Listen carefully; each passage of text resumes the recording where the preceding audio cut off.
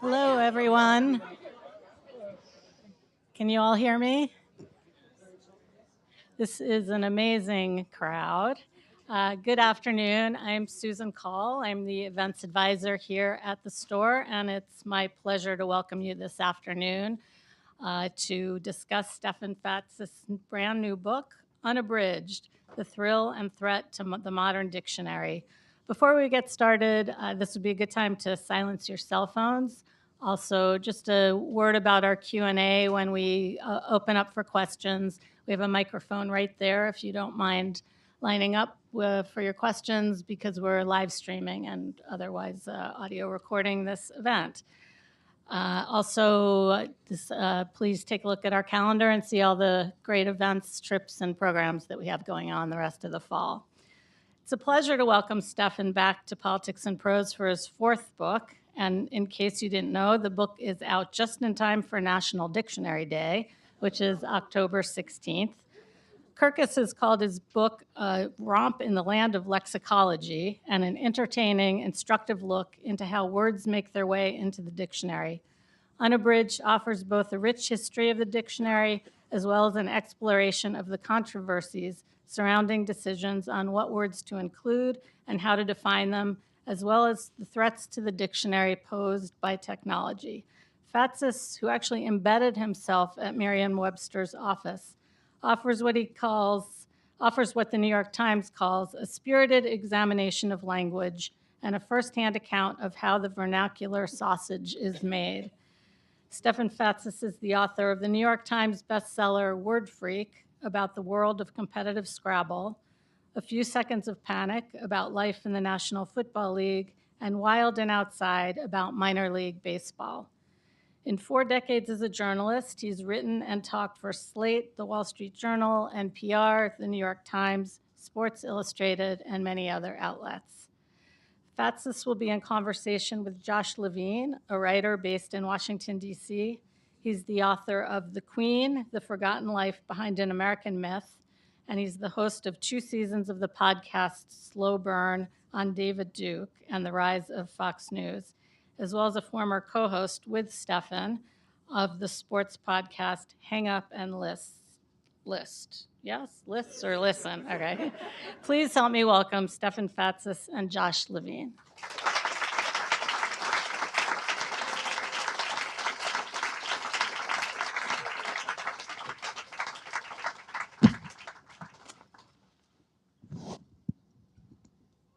I'm not leaving, I have a prop.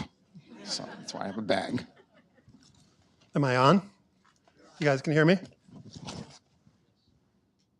Let me know when you're situated. I'm situated. Hi.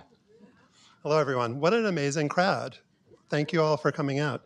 I'm Josh Levin, and this is Stefan's book event for the week of October 12th, 2025. And this week's book event, we're going to start with a lightning round and some audience participation. Ooh. We're then going to get into some Q&A between us.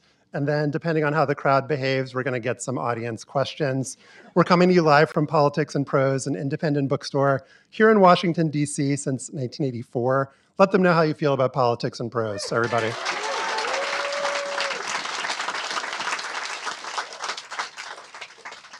As Susan said, I'm the author of The Queen and the former host of the Slate Sports podcast, Hang Up and Listen. Joining me is Stefan Fatsis. He's the author of the books Wild and Outside, Word Freak, A Few Seconds of Panic, and out this Tuesday, October 14th, but available to you today for the low, low price of whatever it costs.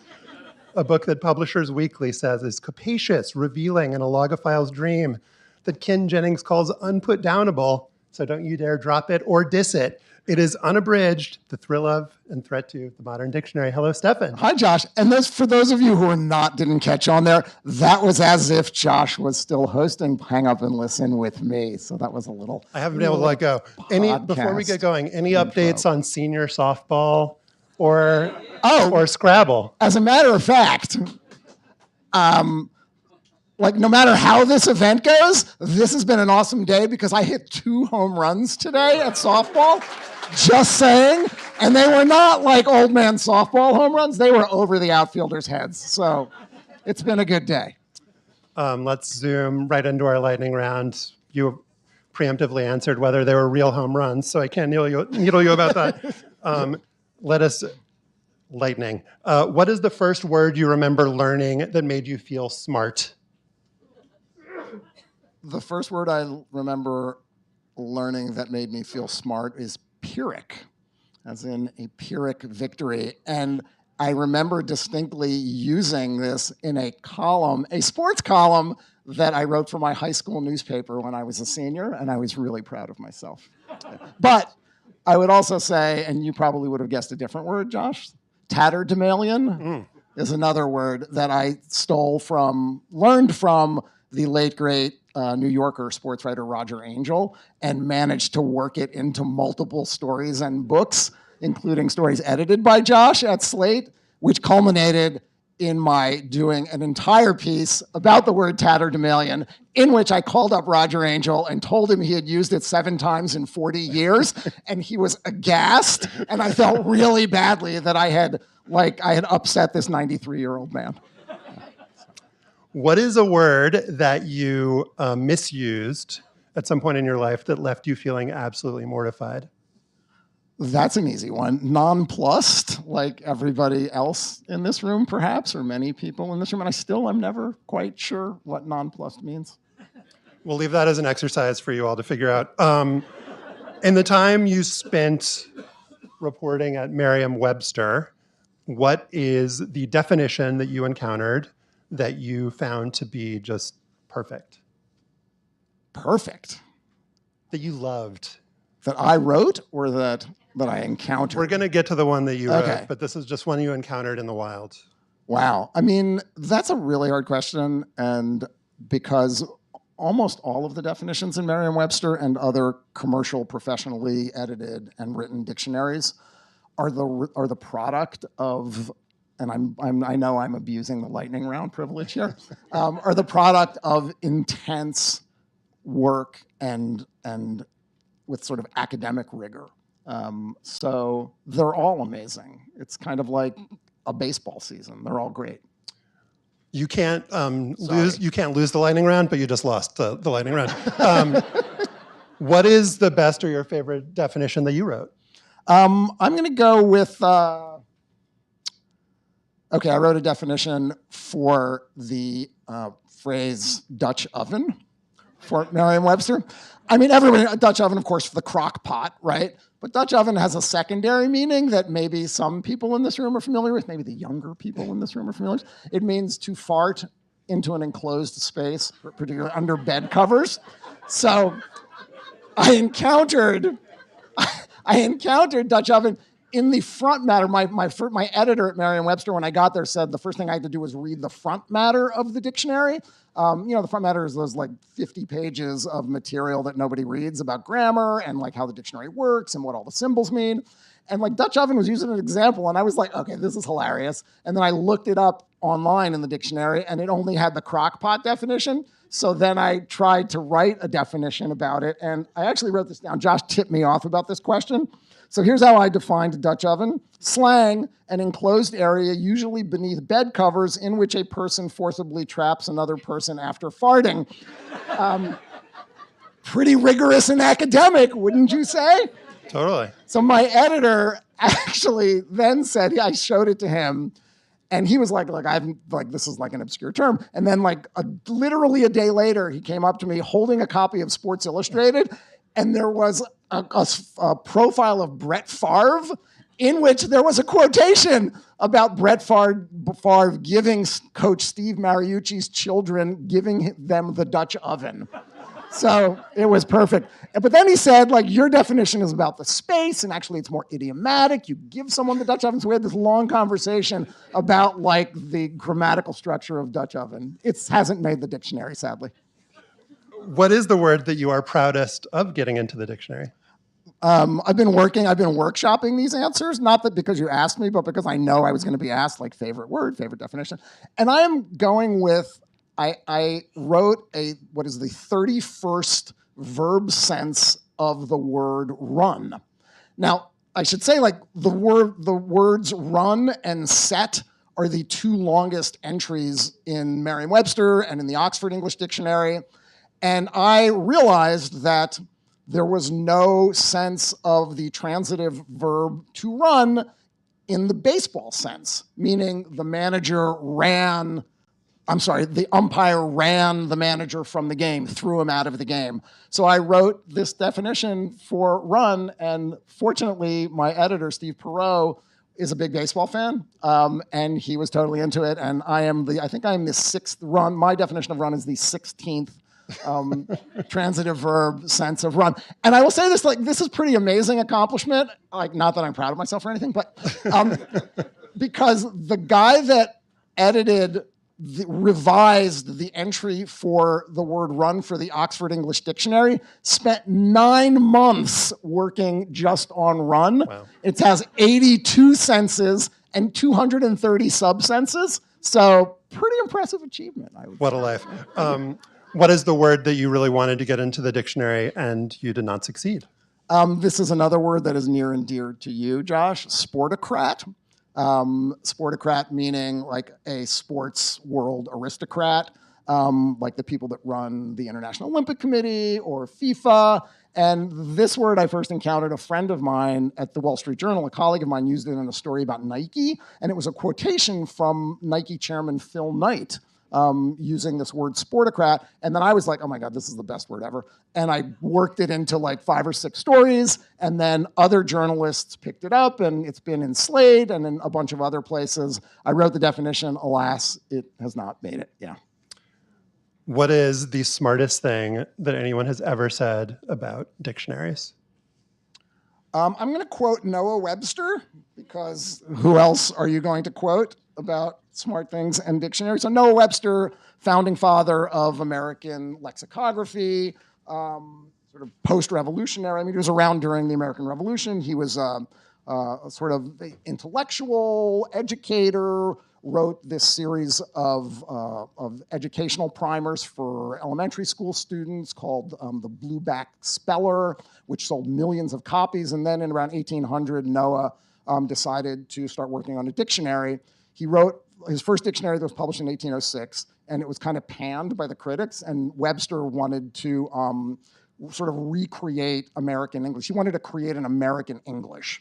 And by that, he got rid of British spellings. He wanted to reform all spelling, not just getting rid of O-U-R and R-E endings, but he wanted to do more phonetic spelling of words. So in Webster's first dictionary, there are words like tongue is spelled T-U-N-G, and there's a lot of examples of words like that. So then after the shitty dictionary came out, Noah set to work on a real one and a major work, and it is the most important piece of American reference book publishing that was ever created. It's called An American Dictionary of the English Language. He sort of backed off the idea of an American language. And here's what Noah said: the business of the lexicographer is to collect, arrange, and define as far as possible all the words that belong to a language and leave the author to select from them at his pleasure and according to his own taste and judgment. So he was an inclusivist. All right, dumbest thing anyone's ever said about dictionaries. Going to go back to Noah's predecessor in lexicographic fame, Samuel Johnson, whose 1755 English dictionary was people still talk about, and of course there's the Boswell biography of Johnson. This is the most famous quote about dictionaries and lexicographers that people still cite to this day. Johnson, in defining lexicographer, wrote, the lexicographer is, quote, a writer of dictionaries, a harmless drudge that busies himself in tracing the original and detailing the signification of words. A harmless drudge? Harmless drudge. Alt title for Unabridged, maybe? Maybe, yeah. Paperback, yeah. All right, last 2 lightning round questions. Yeah. What's a word that you hope a half century from now appears in the first paragraph of your obituary? Well, it better be Scrabble, because if Scrabble is bumped from my obituary, it means I've done something really, really bad. So. And what's a word that you hope is nowhere near any part of your obituary? Tatterdemalion. All right. So you got to look it up. Sorry, for those who don't know what it means. All right. Thank you, Stefan. Before we get to the Q&A up here, want to ask you folks some questions. Show of hands. How many of you own or have access to a physical dictionary? Wow. All right. For people who can't see watching at home, Okay. It's like a million people. Can I re-ask that question? Yes. How many of you are under the age of 40? Okay, that's not bad. We've got some hands. All right. How many of you have used that dictionary for its intended purpose, not flattening a poster, not killing a bug, not as a doorstop in the last year? Okay, that's All right. half. Okay, the people at Merriam-Webster are going to be very excited to see the results of this poll. Now, be honest, we have truth serum wafting through the room. When you want to know a definition, how many of you type the word into Google and not knowing even what the source of the answer is at the top, you just look at what is at the top of the page? All right. Okay, the people at Merriam-Webster are going to be very unhappy now. So it's a real mood swing. All right, and how many of you think that within the next, let's say, 5 or 10 years, an AI model will be able to compete or be better than a professional lexicographer? At writing a definition, I'm sorry. Writing a definition of a word. So we've got some optimists. We've got some filling the room. And/or pessimists. Depending on how you look at it. All right, and finally, Merriam-Webster's 2024 word of the year was polarization. How many of you think that was a good choice? How many of you think it was incredibly stupid? And anyone who thinks it was smart is an idiot. All right. Nobody. Okay. How many of you know what the American Dialect Society's 2024 word of the year was? Anybody? Okay. You know, you're a plant, though. You can't answer that question. What was it, Stefan? It was raw dog.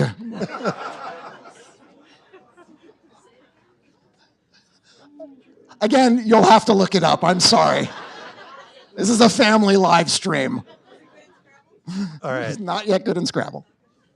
Thank you for participating. And now let's all come together to enjoy hearing Stefan talk about this amazing book. The project began, I believe, when you sent me in my capacity as an editor at Slate an email dated August 28th, 2012, in which you proposed a story about Webster's Fourth. More than 50 years after the publication of Webster's Third, Merriam-Webster is finally working on a new edition of the Unabridged.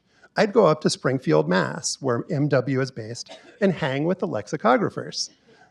What's taken so long? Does modern America need or care about an unabridged dictionary? In 1961, the Third caused a media and cultural shitstorm, you wrote. How have language and lexicography changed in the last half century? That was your pitch. How would you now describe what you've undertaken in the last 13 years? And when you said, what's taken so long, would you describe that as foresight or projection? Look, it took me less time to finish this book than it took Noah Webster to write his dictionary that was published in 1828. So I think that's an accomplishment. I mean, people put us pretty much on the same level now. Right? You heard all those nice reviews. What was the question? How would you describe what you've been up to? Just tell us about what you did to report out this book. First of all, you did accept that pitch, right? So I did end up writing a magazine story for Slate that published in January of 2015. So it was only 2.5 years after the pitch. Things move slowly in the world of journalism.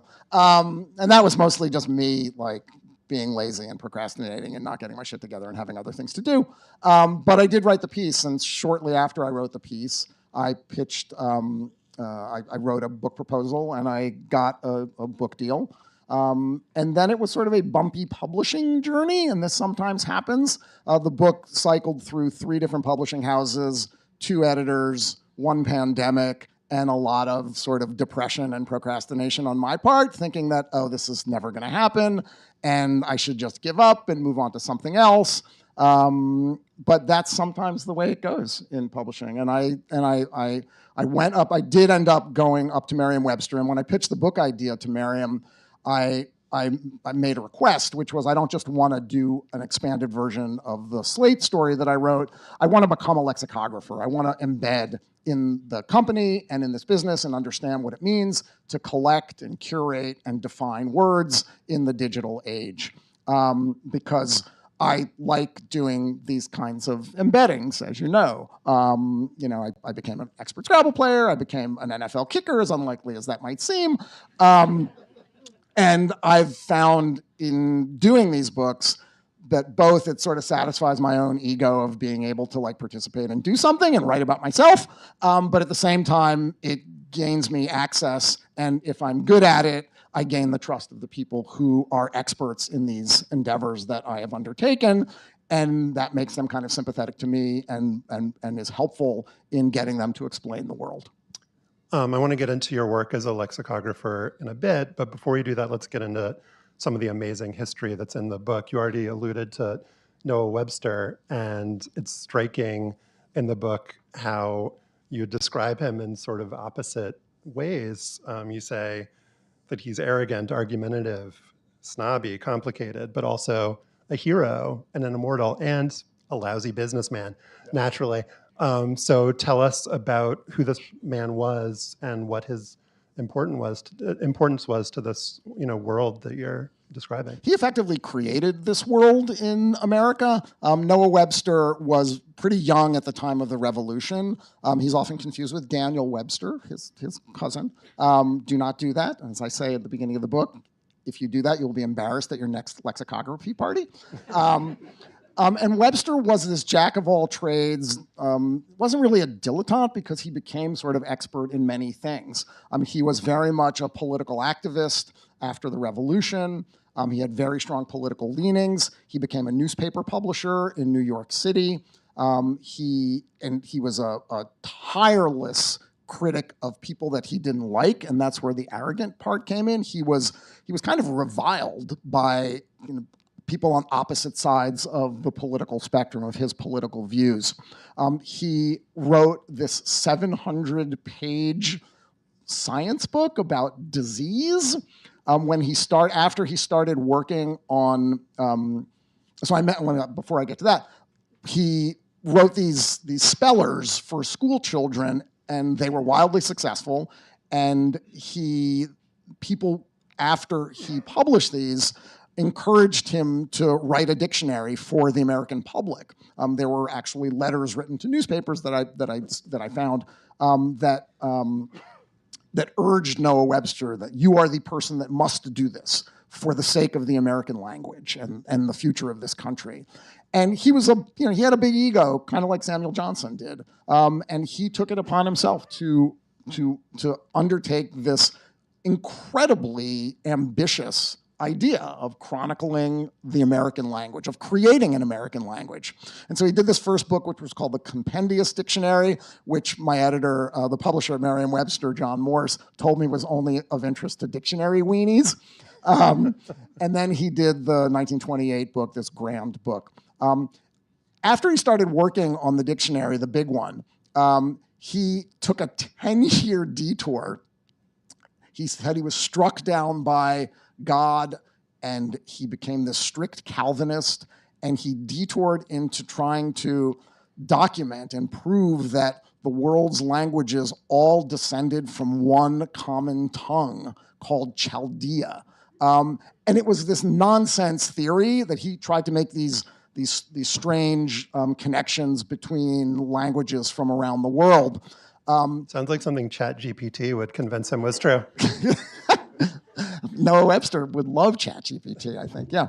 But then he finally got back to the business of the dictionary because he needed the money. And some of my favorite details about Noah Webster creating the dictionary include that he worked at a donut-shaped desk, and he sat in the middle, and he had reference books arrayed around him, this circular desk. And the second was that to keep from being distracted by the sounds of his children, he packed the walls of his study with sand so that he wouldn't be disturbed.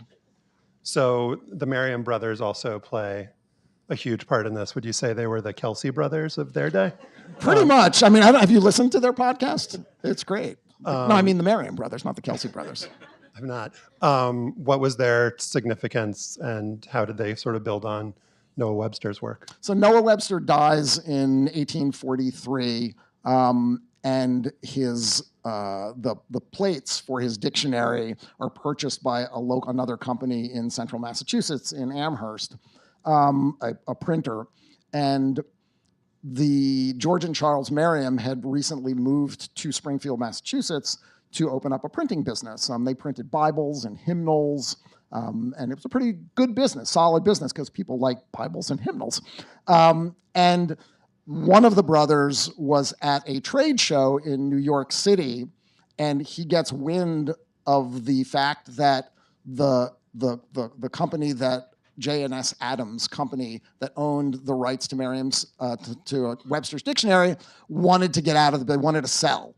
And the brother in New York writes to the brother who is behind in Springfield saying, you must get on this immediately. This could be worth more to us than anything we will ever do in our lives.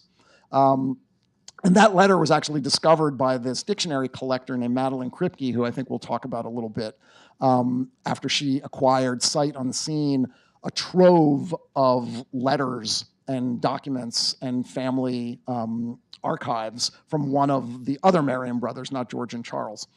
Anyway, so they get the dictionary from the J&S Adams company, and they're correct. They realize that this is an absolute opportunity to become rich and to serve a public good. But rather than try to just reprint Noah's dictionary, they go to one of Webster's son-in-laws, who's a professor at Yale, and they say, we want to actually build a staff to revise and update and create a dictionary. And the dictionary ends up being published by being edited and written by this group of scholars at Yale. All right, let's get to your work as both a reporter and a lexicographer.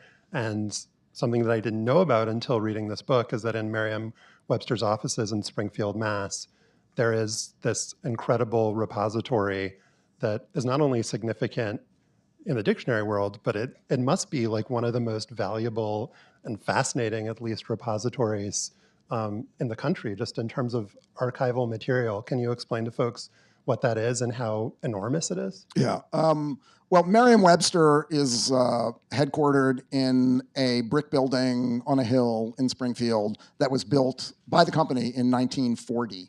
And the city allowed them to give the building any address number that they wanted, and they chose 47 because the 1847 dictionary was the first published by the Merriam brothers after Noah Webster's death. So 47 Federal Street is the headquarters. And it pretty much looks like I imagine it looked in 1940 when it opened. I mean, it is an old brick building with very unmodern, unrenovated, cubicles from the 1990s. There are desks and stuff in various places of the building from the 1940s. But what really signifies the importance of this place is that it is this archive, this repository of the American language. Partly because the company are sort of hoarders. They've never thrown anything out. So if you go into the sort of dungeon-like basement, there's a caged room, and almost all the books that were used to collect example sentences to create definitions for Webster's Third, the book that was published in 1961, are still there. And they're just rows of filing cabinets in the basement, and you pull one open and you're liable to find like a drawing that was used, like those little sketch drawings that were used to illustrate dictionary definitions from like a dictionary in 1934, or correspondence with freelancers who contributed definitions in their particular expert fields. But the centerpiece that you're referring to, Josh, is the consolidated files. And it's rows of cabinets on the main editorial floor, the second floor of this building, that look like old library card catalog drawers, except they're metal. And they hold 16 million cards. And those cards are the body of reference material for Merriam's dictionaries from in the 20th century, basically, on these little slips of paper, and they are color-coded for different uses. Merriam editors would write down definitions that they were drafting, or they would write down correspondence from one editor to another with queries about words. But mostly they are what are known as citations. And citations are just examples of words in action. So what editors at Merriam were and still are required to do is spend an hour or so a day reading newspapers and books and magazines and trade journals and cereal boxes and whatever, and look for interesting examples of word use. It could be new words, it could be words with new senses, it could be words that have been fully established in the language, but it's just an interesting usage. And those would get slotted into these drawers. And when it was time to revise a definition, an editor would go to the drawer, pull out the stack of cards for a particular word, put them on their desk, and then use those to draft a definition, and then maybe go search for more. And I spent hours looking through these because as a functioning modern lexicographer, you don't need these consolidated files because you're searching for more recent usage and you're using electronic databases, or you're using the internet or Twitter or whatever. So for me, these were like a research source. And I went into them a lot because I knew that I wasn't just there to define, rizz or whatever. I was there to try to paint a picture of how this place works now, but also how it's worked for generations.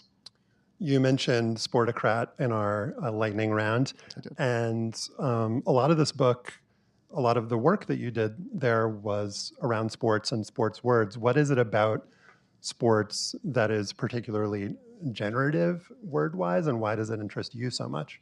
Well, it interests me so much because, we hosted a sports podcast for 15 years together. Why do you think it interests us? And how many segments did we do about sports words, or maybe did I do about sports words? A lot. Because sports, like teen slang, like science and technology, is a very fertile field for language creation, because things that look different to people or are central to a subculture generate their own language. And I don't think sports is any different from that. It just happened to be this area of interest for me my whole life, and something that became a professional occupation. So, and I had a sympathetic editor who I mentioned earlier who loves baseball. And so I proposed words like slash line, which is a baseball term for batting average, on-base percentage, slugging percentage, that he ended up defining, and I didn't. But I put it into, Merriam had this giant spreadsheet called New Words, and when editors would find new words, they would put them in there and put some documentation in there and sort of give a word sort of a lexical intensity, how important it was to get it into the dictionary right away, or how established it already was in the language. So I just did a lot of sports words because they were fun. I mean, and like there's another one in the same vein as run rather, that I defined that hasn't gotten in yet, that I'm kind of think it should, and I'm a little bit beefed that it hasn't. It's another sense of the word go, which sort of with set and run are like really long entries in the dictionary. And the sense of go that I defined that hasn't made it yet means to fight, and it is a hockey term. Let's go. Let's go. Let's not go, Josh. We would never go. Of course not. You also, you worked on a bunch of words that had so much lexical intensity, like some of the defining words of the last decade: safe space, microaggression, and alt-right. Like you were tasked with working on the definitions of these words. So how did it feel to be working on stuff that just felt like it was in the news and evolving and important in this moment? I mean, it felt important. I mean, and they were in that New Words spreadsheet, and I didn't find them, quote unquote. They were already there, but nobody had started defining them. And part of the reality of modern language is so many words, so little time. This is an incredibly intense era of language creation, partly because of the internet and the way we communicate and the way we think today. And a very few number of editors. I mean, the number of working commercial lexicographers in the United States full-time was about 220 years ago, and it's probably around 30 or 40 today. And that's because familiar dictionary titles that you would be able to buy at a place like Politics and Prose a generation or two ago don't exist anymore. Or if they exist, they're not updated. This business is really down to Merriam-Webster in the United States, Merriam-Webster, and dictionary.com.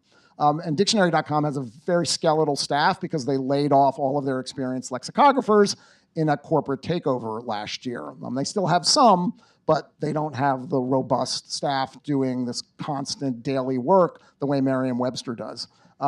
So with all of those words that editors are working on, like rookie lexicographer, who the editors also knew wanted to define stuff that he could write about, were willing to let me take on these important words.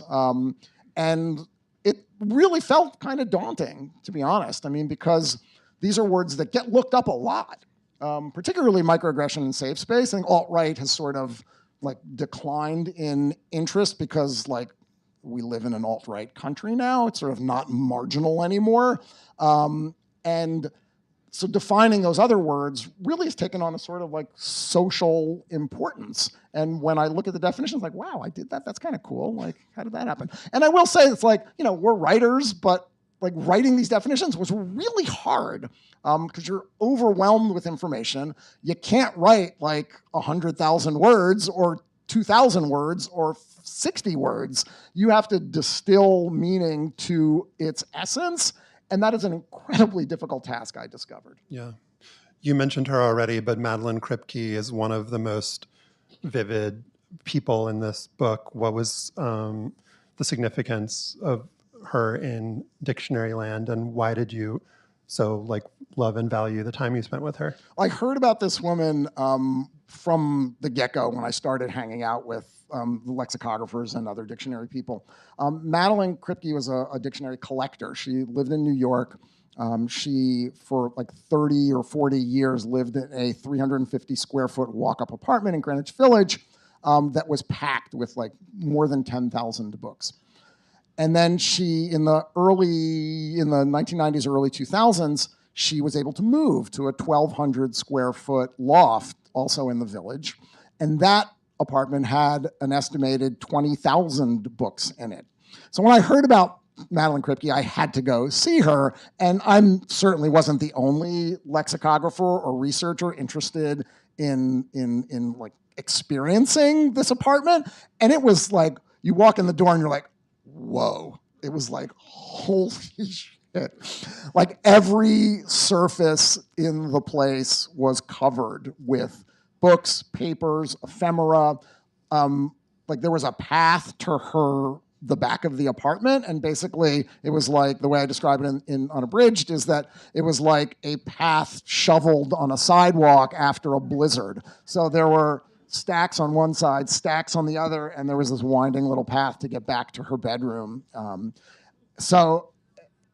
But she wasn't just she was like voracious. She was like a swarm of locusts. She bought everything that became available and wanted to own every copy of every rare dictionary. But at the same time, she was an absolutely brilliant woman who knew something about everything that she bought and everything that she owned and would love to tell you about it. And so in my case, when I introduced myself over email and said I wanted to come and visit her like next week because I was going to be in New York, and I said I was working on a book about Merriam-Webster, she instantly invited me in because she had recently acquired a trove of 100,000 papers from the estate of one of the Merriam brothers that had come up, that she had discovered, had become available through an ephemera dealer in Connecticut. And sight unseen, she paid more than $100,000 for these papers, had them shipped to her apartment, had to have them deodorized because they had been in a barn for years, and then proceeded to letter by letter, document by document, go through this collection and pull out the stuff that was valuable, interesting, newsworthy, including that letter I mentioned about from one Merriam brother to the other about buying the rights to the dictionary, and another letter that she cherished that she pulled out of a box, because she also, like, once she cataloged everything, she, like, transcribed these letters, very often tried to figure out the sort of 19th century and early 20th century handwriting, which was challenging. She had an amanuensis who was her a series of people that would help catalog her stuff. And the other thing that she pulled out that she absolutely loved, that she insisted on showing me immediately, was a letter from Walter Whitman, who was the editor of a newspaper in Brooklyn, New York.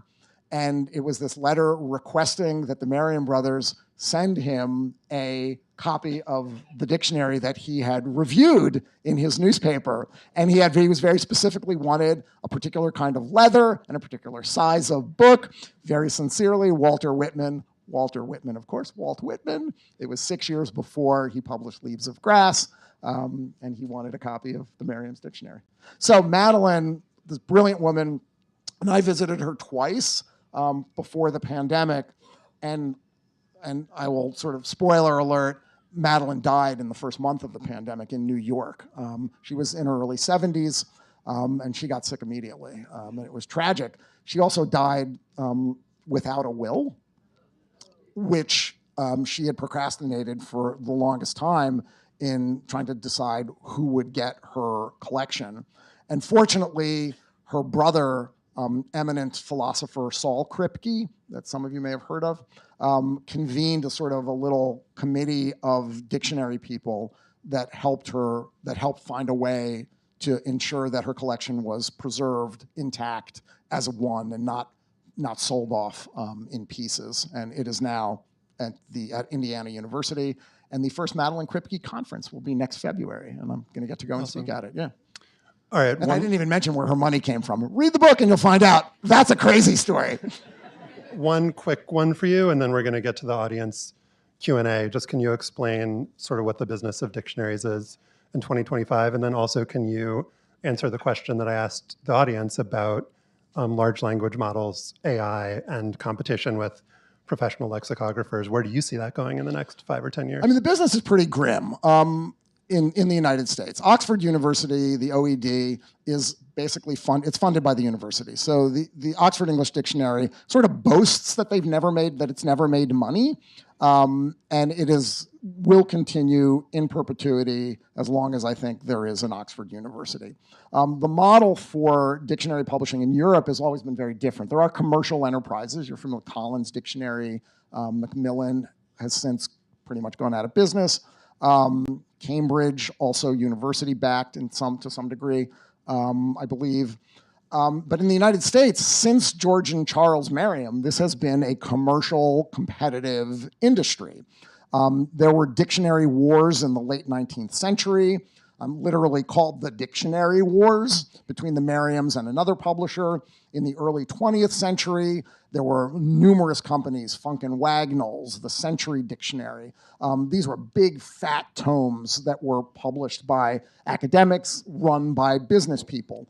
So it has always been a commercial business in the United States. And then in the 90s, sort of the heyday of dictionary publishing in America, the 80s and 90s, Merriam-Webster was selling well over 1 million copies a year of the collegiate dictionary. It's sort of main, medium-sized book that we all had a copy of in our homes and used in school.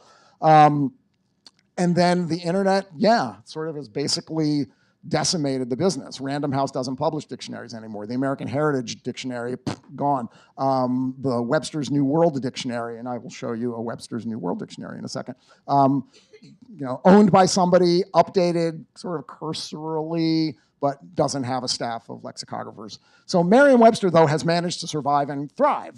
They've retooled the business in the last decade. They have done kind of what the New York Times has done. They've added puzzles and games. And their website. Cooking? They haven't gotten into cooking yet, though they do probably do a lot of cooking blog posts. So, yeah.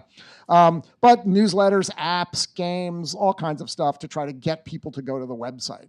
Merriam did, just a few weeks ago, announce that they had completed and were releasing a 12th edition of the Collegiate Dictionary, which had not been updated since 2003. But they don't expect that this is going to become a bestseller. I mean, I have a piece that's going to be published in the Boston Globe this week about Merriam doing this revision. And to me, it feels like one of two things. One, they had a really cool social media rollout in which they sort of pretended it was a large language model rollout, like this is our new large language model, and kicker, this red dictionary floating on a screen, and a tagline, there's artificial intelligence, and there's actual intelligence. So to me, this is like, it's a good marketing pitch, and it's interesting because it sort of positions the dictionary as this throwback product, like vinyl records. And I think that's where we are, because this is an internet-based business, and it should be. I mean, like shout out to everybody that raised their hand that they still have a dictionary and they occasionally use it. But the reality is the internet's a much better delivery system for words and definitions. You can do much more. You can be more creative. You can be more effective. You can be faster. Merriam can now add words to the dictionary pretty quickly and act kind of like a newspaper on deadline, whereas in the print years, words would literally sit around for 6, 8, 10 years and fermented and become sort of acceptable to add to the dictionary. Whereas now, Merriam still has very high standards for what it defines and puts online, but they can do it a lot faster. So like when the pandemic hit, Merriam got COVID into the dictionary 34 days after the word had been coined. And that was the fastest update the fastest inclusion of a word in Merriam, and the previous fastest was 2 years. It was AIDS. All right. Why don't folks start lining up? I didn't answer the LLM question, but whatever. Why don't folks start lining up? Yeah. We'd love to hear your questions. And yeah, please, there's a microphone right there. And while people are lining up, answer that question in like 3 seconds. Sure. Yeah, it's terrifying. Merriam-Webster has a chatbot on its website. I have a chapter called Artificial Intelligence in this book. I asked ChatGPT to define both words that I defined, as well as other words, some new words that didn't have any sort of lexical stickiness online yet. And when it defined microaggression, it basically copied my definition. I mean, almost verbatim, actually. So clearly, ChatGPT has trolled, been through Merriam one way or another. But yeah, I mean, AI can write a dictionary and has written dictionaries. There are academics that have had AI write dictionaries. And the truth is, like, some of the definitions that I asked ChatGPT to write, they were pretty good. They were a little wordy. Humans are better at this still, but like you would not know the difference. So when you type a word into Google search bar and you get the AI overview, it's not bad. It might not be accurate always for all the reasons that AI might not be accurate, but what it's doing, it is preventing people from scrolling until they get to Merriam-Webster's definition and clicking on it. And that's damaging to the business. This question is for you as a writer. So when I type in Word and email and other things, I get the squiggly lines and stuff, and I feel like sometimes I want them to leave me alone. I think I might be right, but I want everyone to leave me alone, Tom. I worry especially editors. And I find myself maybe adjusting my punctuation, my word style, just my writing, so that they'll leave me alone. I'm just an amateur guy, but you as a professional, you have more at stake. Do those tools affect? What are they doing to you personally? They're saving my ass occasionally, right? Because they are useful. Kind of stuff, sure. Yeah, because they're useful. But I rely on my writerly gifts. I mean, seriously, it's like you trust yourself more than anybody. And these are tools. They are intended to help you correct yourself and not make an ass of yourself. Sometimes if you agree with it introduces mistakes. I mean, very often with the squiggly lines, some words should be closed. They should be closed compounds, not open compounds. I sort of disagree. And it's all based on like what source has been downloaded that these tools are using. They're just using downloaded databases of words. So just stick to your judgment, but also take advantage of what they offer. All right. Are you an Oxford comma guy or not? I have become an Oxford comma guy. And look, hold your applause.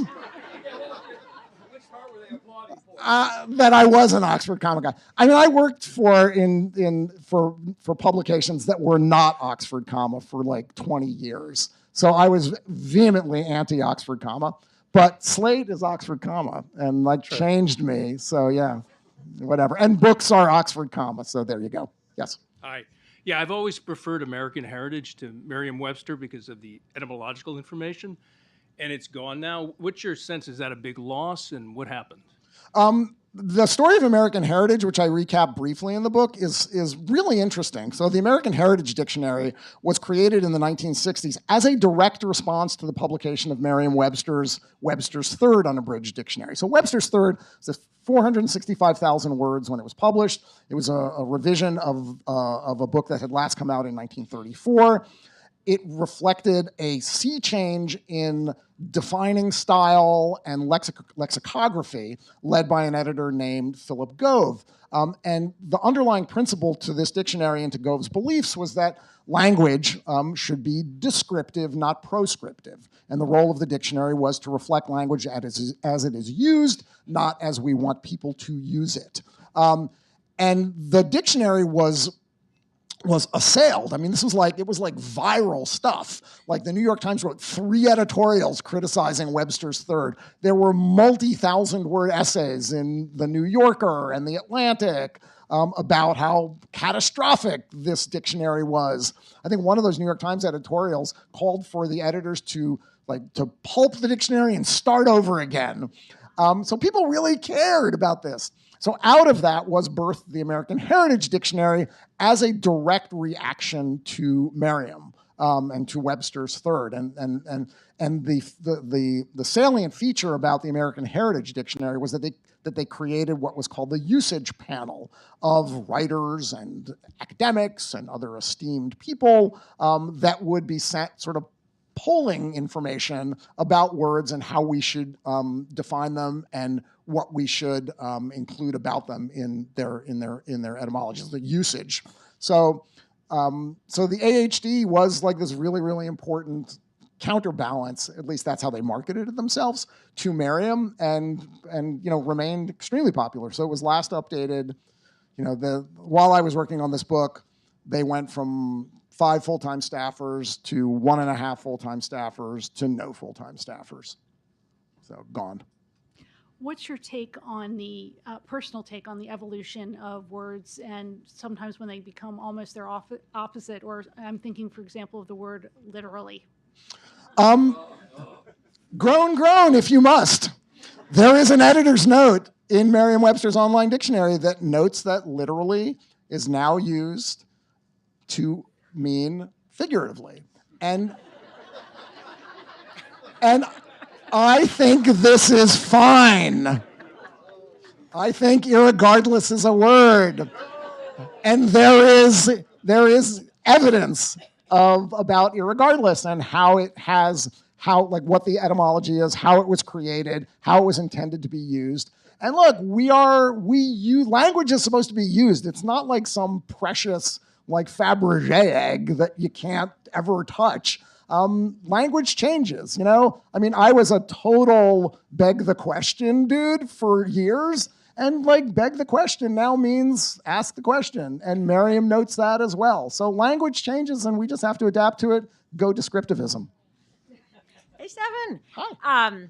So, as I'm assuming there's other lawyers in this audience, and no, I know exactly. No way. Exactly. Come on. So, and given that the dictionary wars have now been had in the Supreme Court, and particularly with the rise of textualism and originalism, where they're looking for what they think are original public meanings of words, I was just curious what you thought of the Supreme Court's version of the dictionary wars.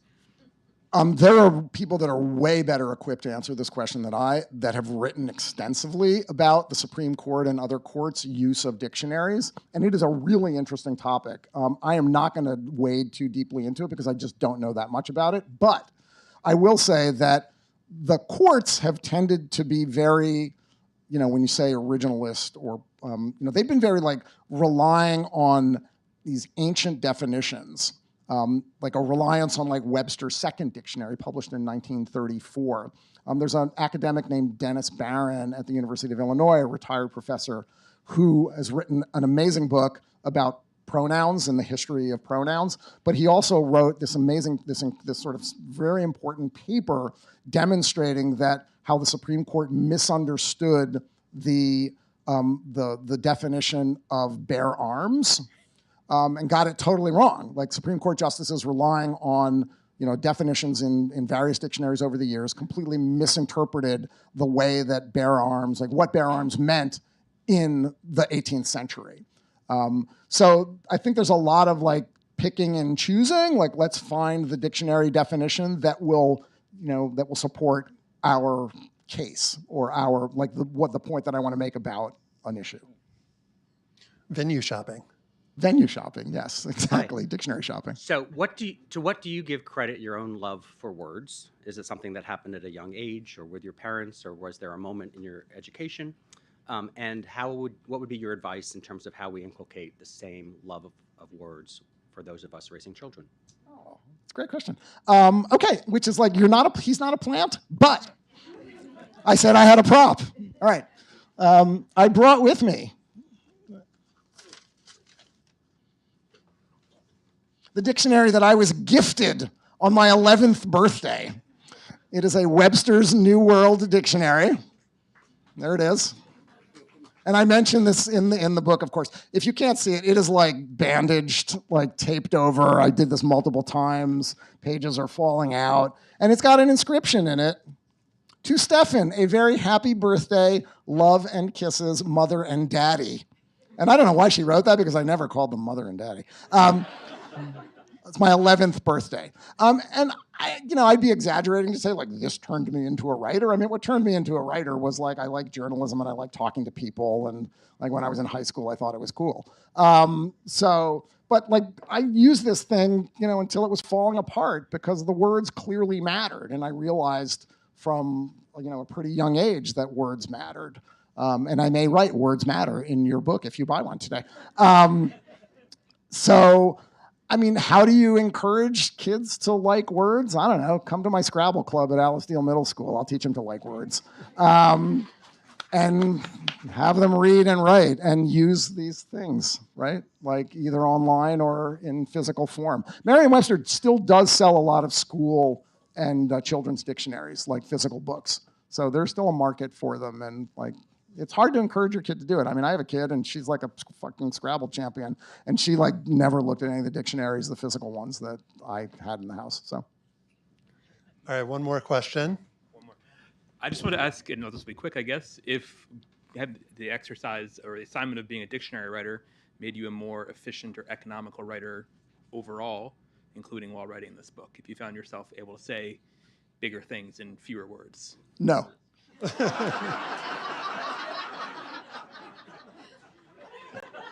No. All right, great No, answer. I was not great at like the dictionary writing. I mean, it was really hard to write the definitions. I mean, I sort of got the hang of it, but it took me forever to write each definition. And like, it was like a relief to like know that, oh, I've got 110,000 words I can write in this book. Yeah. All right, before I hand it back over to Susan, I just want to say, remember Meline Kripke, and thanks for coming. Thank you all. And I want to say thank you to my friend, my editor, my partner, Josh.